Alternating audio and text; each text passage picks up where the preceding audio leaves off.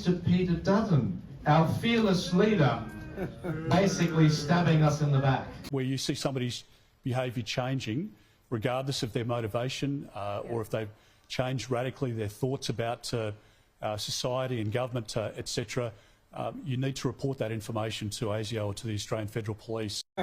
Now, a video has been circulating of him, which we've probably all seen, but I will play the audio of it very briefly. But one of the less known things is what the journalist actually asked him before, because it cut off.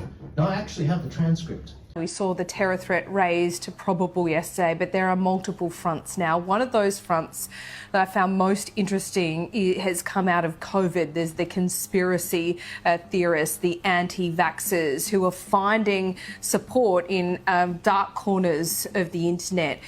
What does this say to you about, and I know we can all be perfect in hindsight, COVID was unprecedented, but what does it say to you about government overreach and government essentially controlling people's lives and the effects that that can have? Save it for 60 seconds. Well, Laura, there's no doubt for when you speak to friends and family in Victoria, for example, there is a long tail and a huge mental impact on young people, in particular young girls. The talk of massive increases in relation to mental health needs, etc., and many families tie that back to the very significant heavy hand of Daniel Andrews with the lockdowns in Victoria. None of that, though, should give rise to the sort of conduct that you're referring to. And I would say to anybody in our community, whether it's within your friendship group, your family group, the work group, whatever it might be, where you see somebody's behaviour changing, regardless of their motivation or if they've changed radically their thoughts about society and government, etc., you need to report that information to ASIO or to the Australian Federal Police. Well, there you go. There you go. So that, just so you know, that was the full context. Back in the USSR, so kudos. First off, I have to give credit to Australians versus the Agenda for picking up on that. Please do the whole clip next time, because a lot of people I sent that to were like, well, what was the context, this and that. I'm sick of manipulation. Please do the full context. It took me some digging to do that, and I do this for a living. Now, what the hell, Dutton? What the hell was that? Like, I get it if you got a little bit scared during COVID, I think you've moved the camera just slightly. I get it if Peter Dutton has made the point that, during 2021, during 2020, I get it if you got it wrong, but we're in 2024. Like, we've got the former Premier of New South Wales, Dom Perrottet, apologising for jab mandates this week in his resign speech. By the way, when it's absolutely safest to do it, just so you know. He admitted it didn't stop transmission. We locked the vaccinated down for another 6 weeks before. He sure did, and he partnered with, absolutely. But to his credit, he opened up the borders within Victoria and New South Wales. He worked with Dan Andrews to open them up, which allowed me and Craig to get down there via Virgin Airlines right when Topher was cracking 100k people down there. So we managed to get down there. Just in time for Craig to get 8. And just in time for Craig to get 8, which was fun, Craig, wasn't it? And I didn't see the left talk about political violence then. By the way, that lady was fined $300, no criminal offence. That lady was fined $300, but no criminal offence. $360 fine for going 5k's over the street. 360. Craig, they were doing flights. You didn't have to drive. No, they were, Virgin Airlines. A lot of people were like, Joel got jabbed. And I was like, I didn't get jabbed. If you read the terms and conditions, I know no one does. But Virgin, sacked Qantas. Ever since Graham left Qantas, they've been going, ever since Graham Hood left Qantas, they've been going downhill. But Virgin were actually facilitating the flights. Now, going back to the comments here, report them to ASIO. Now, look, ASIO, they're no friends of mine. They work very tightly with the US intelligence services. And often Aussie I don't know if you guys remember this from Tucker Carlson, but he was making the point a couple of months ago that often American intelligence agencies use their partners in the Five Eyes, namely Australia, in order to spy on American citizens, because they can't go and break certain rules, because they do still respect some laws in America. So watching this and watching Peter Dutton be the strong man, which I don't think anyone was doubting on immigration, being the former immigration guy, saying that we've got to be strong on the people that are anti-government, anti-COVID, maybe a little bit skeptical. That was the context. Now this reminded me, when Topher was talking, of another time, because there's a couple strikes here, Mr. Dutton. One of the strikes happened when Topher was doing the 2022 Battleground Melbourne presentation at CPAC, and I can see Topher smiling, because it was quite a funny story. Honestly, a second best day of my life. Second best day of his life. So let me set the scene for you guys. And honestly, what, I'm not going to present anything today, so relax. We can probably turn this thing off. I think the stories we got are the funniest. Now, 2022, it's October. We just concluded the Nigel Farage tour. I'm with Nigel. I'm a de facto Lebanese security guard. I'm with him in the red, in the red room. With he's sitting down with Alan Jones, and he's sitting down with, watching what's going on. They're sort of talking, and Topher basically has the Battleground Melbourne event, which you should see on his website, going on, and he's got everyone in tears. They're going through what happened. By the end of it, everyone was just, applauding it, standing ovation. It was brilliant. And we were inside and we were appreciating it in the red room. After that, I do believe Senator Malcolm Roberts hopped up. And he was complaining about the fact that Pauline Hanson wasn't actually invited to CPAC, which I thought was interesting. And he did a phenomenal speech, and he was saying, that was excellent, Topher, and this and that, and it was really good. After that, there was a panel of Liberal Party stooges. Of course you do. That's why you've never been back to CPAC. Look, God bless the organisers of CPAC. This wasn't their fault, but because the organisers can't organise what's in people's mouths, but these are I promise you there's a point. I promise you there's a point, guys. I'm getting there. There were 4 panellists on this. There was Nick Minchin, Tina McQueen, who was the party vice president at the time, I think, Amanda Stoker, and Nick Cater. And after that whole thing, everyone's in tears. Malcolm Roberts complaining about this establishment. These guys are basically, like Nick Minchin specifically said, well, I don't think the Liberal Party has to change at all, Well, I think we're doing a pretty good job. To be frank, I don't know that the Liberal Party needs a whole lot of changing. It has profound... Oh, go on. You're joking. Hey, calm down, will you? I thought we were a Conservative gathering. You're worse than a socialist audience. Give me a chance to speak. I feel like I found myself on the set of Q&A. Oh, wow. Please allow Nick to finish what he's going to say. Wow. Now, come on, a little bit of courtesy. Insult we are the courteous audience, on the what I Conservative side. And everyone laughed at him. Of course. And he started, telling off the crowd, and you had Nick Cater saying... We got one of those lefties get in the room. Is that what happened? One of the lefties from outside?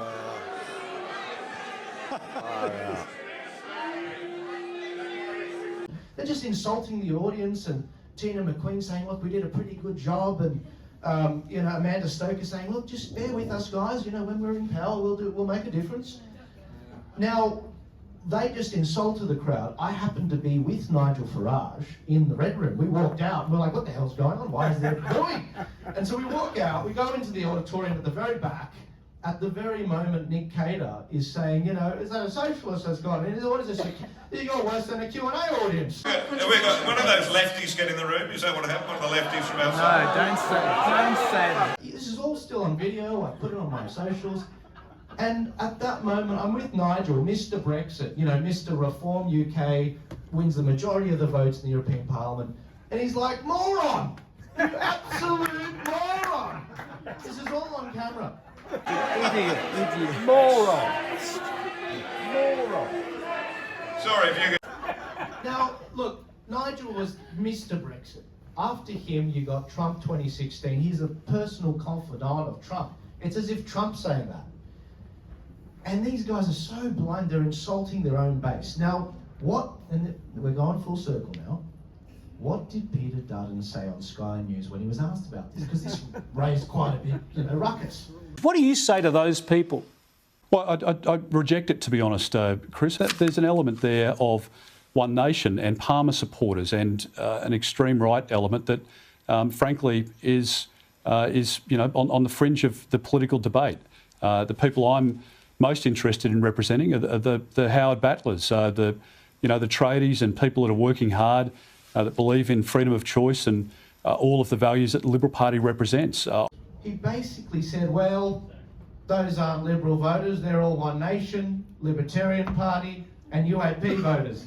And it's like, yes, sir, but they used to be Liberal voters. Yeah, that's right. And that's the problem. That's the problem. The Liberal Party has been declining in their vote. They used to get, years ago, the mid-40, 45% primary vote, meaning, they get about 45 and Labor gets about 45 and the minor parties get about 10%.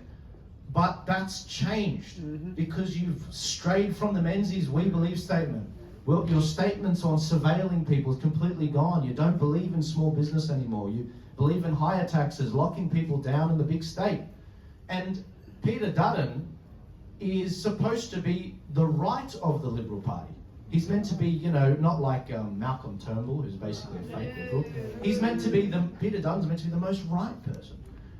So that kind of leaves us in a bit of a weird position for the next election. And again, it doesn't bring me any pleasure doing this, but this is why I'm not in any particular party, so I can be honest with you guys. The Liberal Party right now around Australia is in a bit of a precarious position because you get phenomenal Liberals like Alex Antic who have effectively taken over South Australia because, and God bless him. So Alex, because they still have their vote there within the system, they've managed to secure Alex the top spot on the ballot. Meaning that he's around for another 5 years. There's nothing I could do or you can do.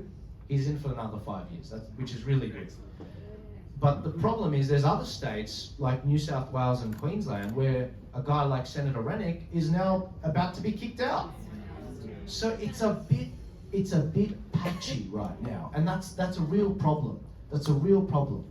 So where things stand right now, again, nerd brain over here, this is what I do all the time. Where the states stand with the Liberal Party, if I was, again, I don't join political parties. If I was asked, should I join the Liberal Party in each of the states?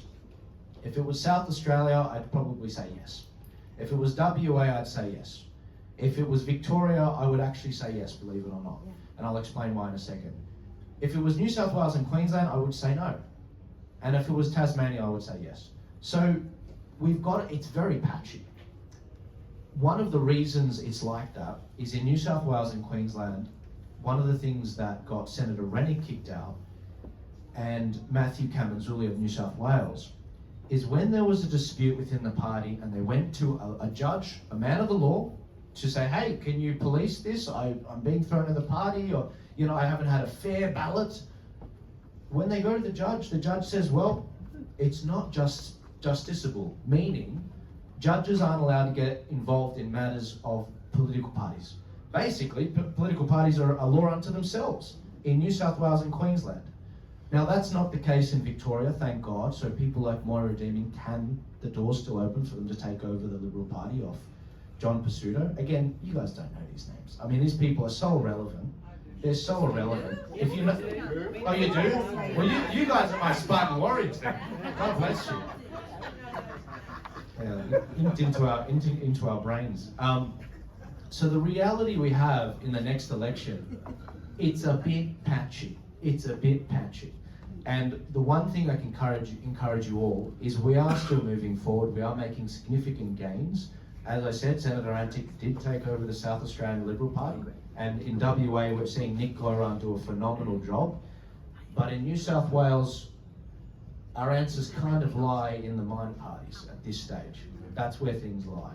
And as long as Peter Dutton, oh, Topher, don't drop the books. Can't have that.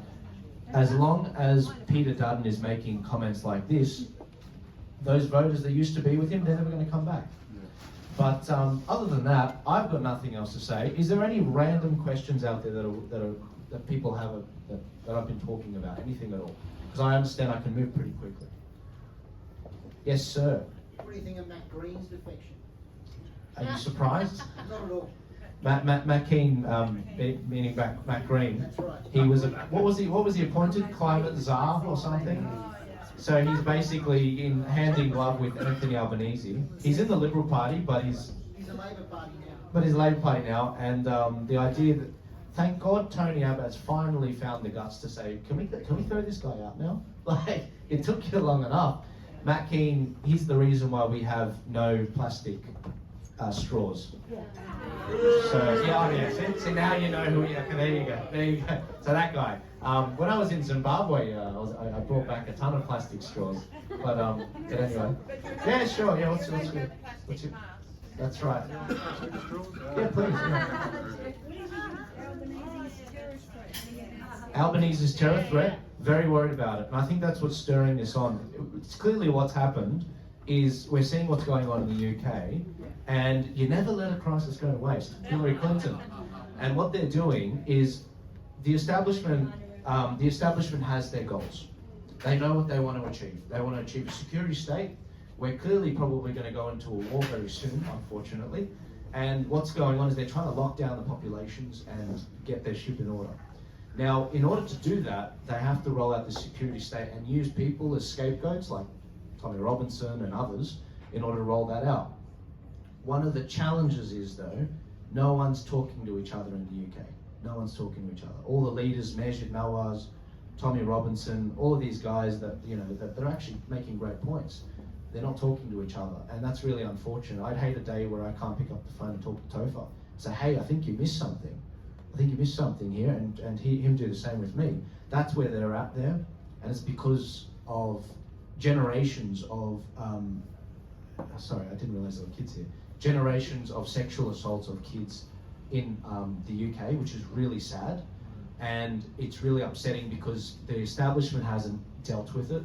The establishment isn't talking about it and addressing it, as many of these Muslims want them to, like Majid Nawaz, and now we're in a difficult position where the UK is on the brink of a race war, which doesn't make any sense. It shouldn't make any sense, but that's where we're at right now. And it's something that, you know, I was with a Muslim bloke for breakfast this morning. There are so many Muslims here that are really worried about that, and they don't want Sharia law. They don't want any of that. They came to Australia to build a family, build a life, you know, abide by the law, and they're against the jab, they're against the voice, and they're against, you know, the LGBT, same-sex marriage vote. And so those things aren't being articulated. And unfortunately, Keir Starmer, the Prime Minister of the UK, he is jumping on this so that he can roll out his security state.